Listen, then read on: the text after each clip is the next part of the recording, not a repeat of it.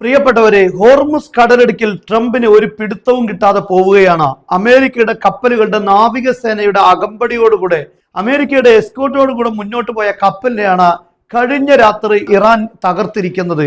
നമുക്ക് വായിക്കാൻ സാധിക്കും. മറ്റൊരു ഓയിൽ ടാങ്കർ കൂടെ കഴിഞ്ഞ രാത്രിയാണ് ഇറാൻ തകർത്തിരിക്കുന്നത്. 3 ദിവസമായി എല്ലാ ദിവസവും രാത്രി ഒരു ടാങ്കറെങ്കിലും ഇറാൻ തകർത്തുകൊണ്ടിരിക്കുകയാണ്.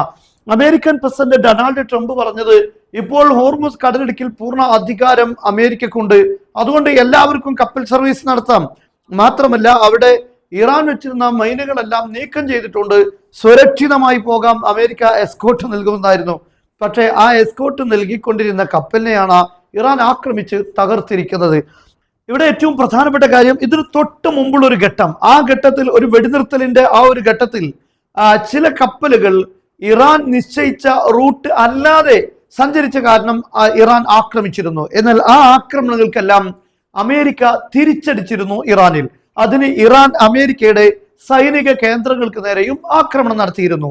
എന്നാൽ ഇപ്പോഴുള്ള ഈ ഘട്ടത്തിൽ അങ്ങനെയല്ല, ഇറാൻ ഏകപക്ഷീയമായി ആക്രമിക്കുന്നു, ഒരു തിരിച്ചടിയും ഇല്ല എന്നതാണ്. ഇതാണ് യഥാർത്ഥത്തിൽ അമേരിക്ക പറയുന്ന, അല്ലെങ്കിൽ ട്രംപ് പറയുന്ന വിജയം. അതായത് ഇപ്പോൾ അമേരിക്ക സുരക്ഷിതമായി കൊണ്ടുപോകുന്ന കപ്പലുകൾ ഇറാൻ ആക്രമിക്കുന്നു, പക്ഷെ അതിനൊന്നും തിരിച്ചടിയില്ല. മാത്രമല്ല, അതിന് തിരിച്ചടി ഉണ്ടാകാനുള്ള സാധ്യതയും ഇപ്പോൾ കാണുന്നില്ല എന്നാണ് അന്താരാഷ്ട്ര മാധ്യമങ്ങൾ റിപ്പോർട്ട് ചെയ്യുന്നത്. ഇവിടെയാണ് ഈ യുദ്ധത്തിലൂടെ അമേരിക്ക എന്ത് നേടിയെന്ന ചോദ്യം. അതേസമയത്ത് ഇറാൻ എന്ത് നേടിയെന്ന ചോദ്യം ഇറാൻ പ്രാവർത്തിക തലങ്ങളിൽ അത് കാണിച്ചുകൊണ്ടിരിക്കുന്നു എന്നതാണ് ഏറ്റവും പ്രധാനപ്പെട്ട കാര്യം.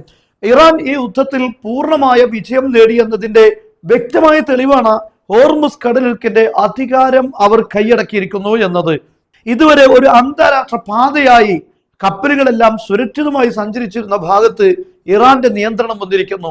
ഇറാന്റെ അനുമതിയില്ലാതെ അവിടെ കപ്പലുകൾക്ക് സഞ്ചരിക്കാൻ കഴിയാത്ത സാഹചര്യം ഉണ്ടായിരിക്കുന്നു.